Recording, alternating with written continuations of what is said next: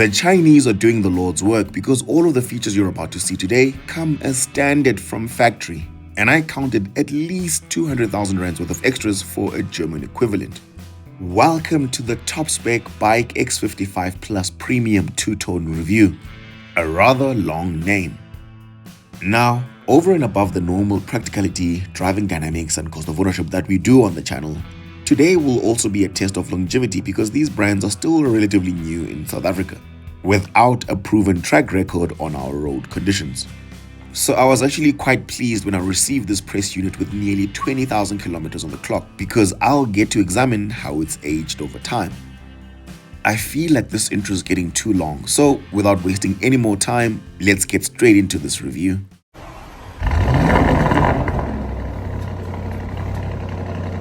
Car Talks. Power, precision, performance. Fun fact, this is the channel's very first test car from a Chinese brand. And today, we have ourselves the top spec X55 Plus Premium 2T, which stands for two-tone. And I just wanted to say that none of these things would be happening without you guys consistently showing up every single week for this platform. Most of the OEMs are seriously impressed with the engagement that the channel is receiving. And for that, I am eternally grateful. I'm grateful for all the comments, the good, the bad, and the ugly. I'm here for it all. So, from the bottom of my heart, thank you. Under the bonnet is a 1.5-litre 4-cylinder turbo petrol engine delivering 138 kilowatts and 305 newton meters of torque. It sends power to the front wheels only via a 7-speed dual-clutch gearbox. It weighs 1.55 tons and will do the 0 to 100 km/h sprint in a claimed 7.8 seconds, which is pretty rapid for a 1.5-litre engine.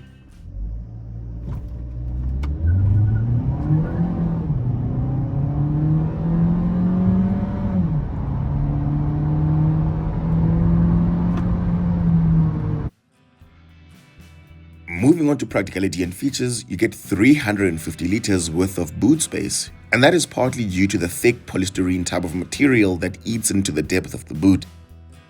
And I reckon without it, this boot can easily cross the 450-liter mark because it is a very big boot. The Toyota Corolla Cross gets 440 liters, while the Haval Jolion Pro only gets 291 liters. Nonetheless, you get a space-saver spare wheel and a jack under the boot floor. The rear seats fold in a 60/40 configuration, and the tailgate is electrically operated.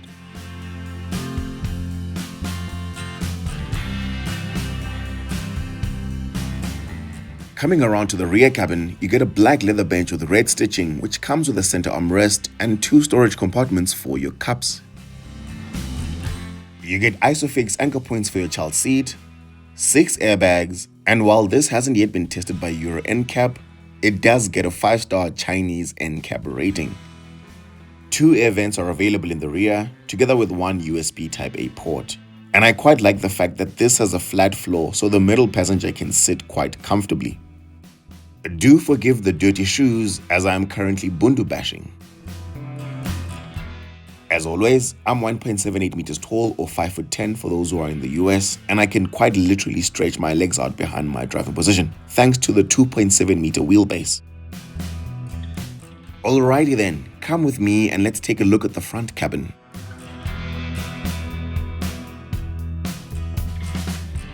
This comes with keyless entry as standard, so as you approach the vehicle, those flush door handles pop open. By now, you might have noticed that the Beijing and BAIC logos are both present in the vehicle, which may be confusing because the acronym BAIC stands for Beijing Automotive Industry Holding Company. So to have both Beijing and BAIC on the same vehicle was a bit confusing for consumers because BAIC already contains the word Beijing. Fortunately, I was at the BAIC South Africa head office and they've informed me that the Beijing logo has been discontinued. So on all future models going forward, we should be seeing BAIC only, as seen on the recent B30 model, for instance. Speaking of the B30, let me know if you'd like me to have it on test and I will make a plan. Moving right along, you get electrically adjustable leather sports seats with memory function.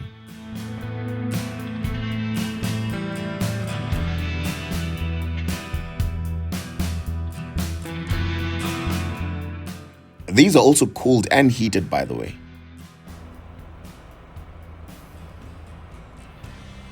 You can get the sports seats in the premium with either this black or red leather, but do let me know in the comments which color you prefer between the two. Now, the design of these seats has been inspired by Mercedes-Benz, and that's because BAIC owns a 9.98% stake in Mercedes-Benz Group, and Mercedes in turn has a 9.55% cross-shareholding in BAIC Motor. Additionally, the two entities also have a joint venture together called Beijing Benz Automotive Company Limited, or BBAC for short. So you'll find a lot of Mercedes-Benz inspired components in here, like the window switches, the push to start button, the cruise control stalk, and the key fob, to name a few.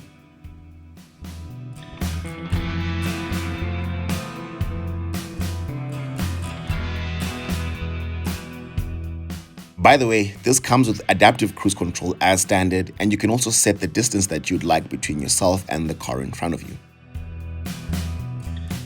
You have decent storage in the cubbyhole, with an additional storage bin under the center armrest, which is air conditioned and comes with a USB Type-A port and a 12-volt socket, as well as even more storage under the floating center console, where you'll also find two USB Type-C ports. Now, you can probably tell that the X55 was one of the first examples of Chinese cars to come to South Africa because the layout of the center console is not as well thought out as some of the more recent cars from China. For instance, there's only one cup holder up front, so the game has certainly moved on since then, as seen in the more recent BAIC B30, which has a more functional center console. And this reminds me of a story Jeff Bezos once said in an interview, and he said that when he started Amazon, he and his employees used to pack customer orders on the floor in the warehouse before they realized that actually our knees hurt, so we should probably get knee pads. And then someone else said, or better yet, we should probably get some desks and chairs. So what I'm trying to say is that real innovation comes from actually building something first and then realizing that there are better ways of doing it. So BAIC are certainly heading towards the right direction. Nevertheless, you get a cell phone storage compartment and a wireless charger. Whilst we're on the topic of the front cabin, this might actually be a good time to talk about how the X55 has held up over the last 20,000 kilometers. Now, this unit's registration plate begins with LW, so it would have been initially registered around Q3 of 2024, give or take. So that means it'll be turning 2 later this year. And overall, it's held up well thus far. The metallic polar white exterior paint color still looks pristine with no signs of aging as yet. But there are a few imperfections that I think you should know about, and the first one is the creaking of some of the interior components, like the armrest. So it makes it difficult to rest your arm on it while you're driving because that creaking sound is just permeating. And now it could be that the car has had a very hard life because test cars get passed around 50 plus publications with different driving styles. Unfortunately, I don't have that information, so I can only comment on the results that are before me. Another issue is the condensation on the right headlight. For reference, the left headlight is what it normally looks like without condensation. And this normally happens during colder months, especially if the car sleeps outside, and may also suggest that the headlight is not tightly sealed off. Nevertheless, it seems that functionality has not been affected because I tested the headlights at night and they were perfectly fine, to be honest.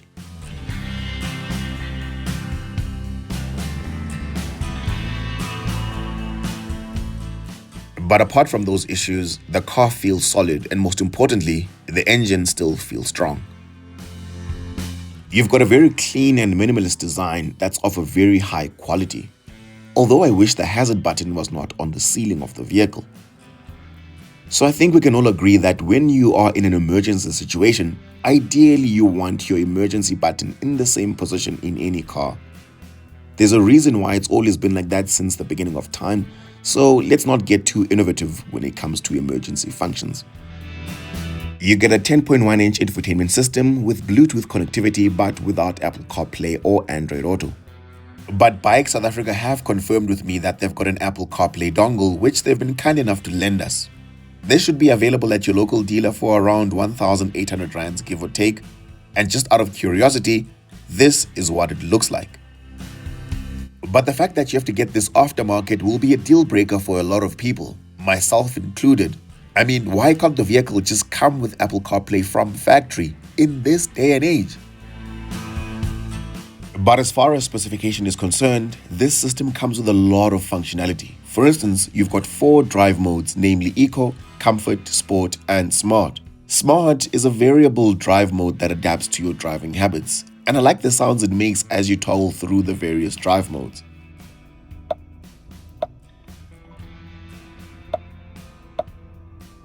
You get multicolor ambient lighting with a plethora of different colors from which to choose to suit your mood.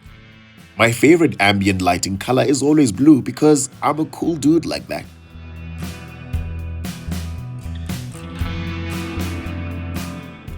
You get a 10.25-inch instrument cluster, and the resolution could be a bit better if I'm being honest. But the nice thing is that you can switch the display from day mode to night mode and vice versa.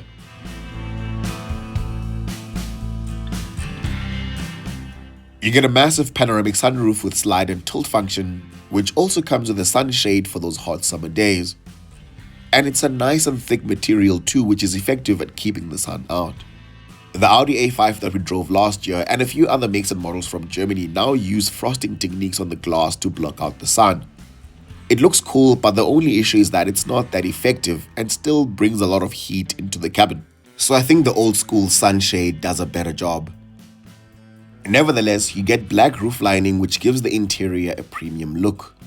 The sound system is okay for the price point, but there are other Chinese offerings at this price point that offer a sound system that's more crisp. And to listen to the audio test, head over to my YouTube shorts. Overall, apart from the slight creaks in the interior and having to use a dongle for Apple CarPlay, I'm generally happy about this vehicle.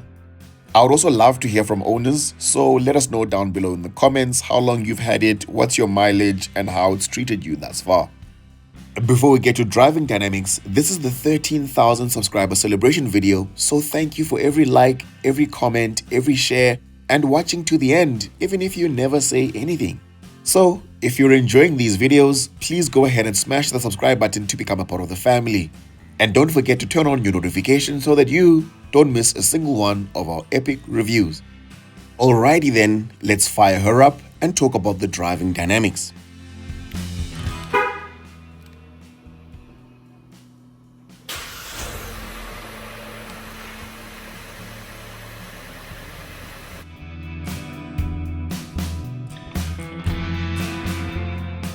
First things first, this is a compact SUV, so it competes with the Toyota Corolla Cross and the Haval Joe Leon, to name a few. The calibration of the suspension feels like a mid-sized SUV in how it wafts about and soaks in all of the road imperfections. This is sitting on 19-inch rims with Hankook soft compound tires all around, so the ride quality is exceptional. And in terms of straight line performance, squeezing 305 Newton meters out of a 1.5-litre petrol engine almost seems impossible, but the Chinese have done it. The engine is also mated to a quick shifting 7-speed dual clutch gearbox. And overall, this powertrain never feels strained at all because peak torque arrives at a very low 1,500 RPM. And that is the power of turbocharging. Hello Mazda, my old friend. The dual clutch does mean that it's not going to be great at towing because it only gets 1 ton worth of brake towing. But at least you can move out of a small apartment with that kind of tonnage. This comes with autonomous emergency braking as standard, so even if you've got cruise control on at, let's say, 100 kilometers per hour, it'll scan the road ahead and slow down gradually when taking a corner if it thinks it won't be able to take that corner safely at that speed. The X55 gets a 5-year 150,000 kilometer warranty and a 5-year 60,000 kilometer service plan. But I think it's worth mentioning that there are other competitors from China, such as Omoda, offering a 10-year 1 million kilometer engine warranty for the first owner, in addition to the normal warranty. Nevertheless, you get a choice of 6 colors to choose from, and our test unit has the metallic polo white and black two-tone combination. On exterior looks, the front end strikes me as an electric vehicle, or a plug-in hybrid at the very least. I would have never guessed that this has an internal combustion engine in a million years without knowing that information prior. Your LED daytime running lights are found higher up where the main beam would ordinarily be. And the main beam itself is actually lodged in the bumper. Coming around to the rear, you've got quad tailpipes, but upon closer inspection, you'll notice that it has tiny pea shooters as actual exhausts. So it's definitely overkill, but I'm not mad at it because the Germans have been doing this since the beginning of time. You get beautiful LED tail lights as well and a sporty looking spoiler. Claimed fuel consumption is 7.7 liters per 100 kilometers on the combined cycle, and I managed 10.5 liters with mixed driving. In fact, the lowest number I saw was 8.7 liters during a freeway run. Other highlight features include remote engine start, as you've just seen, a 360-degree camera, and lane departure warning with blind spot monitoring. Moving on to pricing and cost of ownership, for all of the features we've discussed so far, one would expect this vehicle to cost north of R1,000,000. But what if I told you that its starting price was less than half of that? Kicking off the range is the base trim called the Dynamic, and that starts from 430,000 rands with the exact same engine and gearbox as the top spec. But you obviously lose things like the panoramic sunroof, front park distance control, the power tailgate, and you get smaller 18-inch wheels. The sweet spot of the range for me is the Elite, which sits above the Dynamic but below the top spec Premium because it gets nearly everything that the Premium comes with, except for things like memory seats and seat heating and ventilation. That one starts from 470,000 rands. Finally then, the top spec Premium starts from 510,000 rands, but for an extra 5,000 rands, you can get the Premium two-tone, which is what we're driving. And I think the extra 5,000 rands is worth it if you're already going all the way, because the two-tone paint gives the vehicle a Range Rover type of look to it. On finance, the Premium two-tone will cost you 9,700 rands a month over 6 years at the current prime interest rate of 10.25% per annum. Insurance is risk profile dependent, and the cheapest quote I got was 1,700 rands. A full tank of petrol will cost you 1,100 rands at the current inland price of 95 octane for its 53-litre fuel tank, which would then bring your total cost of ownership to 12,500 rands. This is such a competitive segment at the moment in South Africa, and dare I say oversaturated. There's so many makes and models within the compact SUV segment that I haven't even mentioned in this video. But what I respect about BAIC is that they've invested an 11 billion rand assembly plant in Gqeberha in the Eastern Cape. So they're not just dumping their products in South Africa without empowering the indigenous people. But do let me know in the comments what you'd get for 500,000 rands. Thank you for watching. Until next time, take care.